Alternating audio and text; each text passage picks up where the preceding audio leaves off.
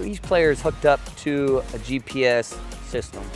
And what it does is it monitors how much you run, how fast you run, sprints, accelerations, decelerations, overall distance. It's very accurate with, I'd say, the physical physique of the individual and his performance output as we play, as we train.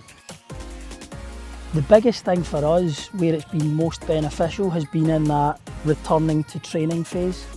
So as we progressively reintegrate players from, for example, a soft tissue injury, how much is enough?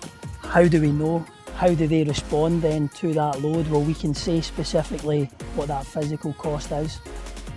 It can help with injury prevention, it can help with fitness, it can help with a lot of things in terms of players' performance. So it's really beneficial to have it, rather than if you don't have it, then you're kind of guessing how much you run, or you're basing it off a fatigue scale just to say, I'm really tired. But if you get the results and the numbers, you can actually get very precise with what we want, what our desires are. It doesn't necessarily change how we coach or what we do, but it allows us to investigate what is the physical cost of the work that we do on the field.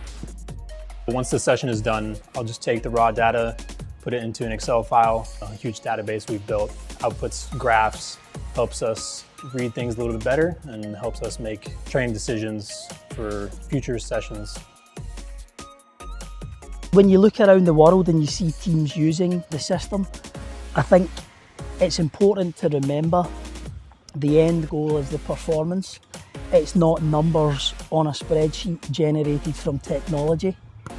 Technology can be used as a vehicle, but if you don't have the context of the sport to ask the right question, you're not going to find an answer just looking through the numbers.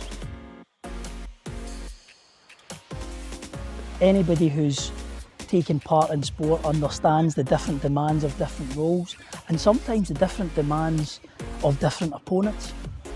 So being able to understand what that is relative to each individual and what they need to do, the investigation part moves to another level.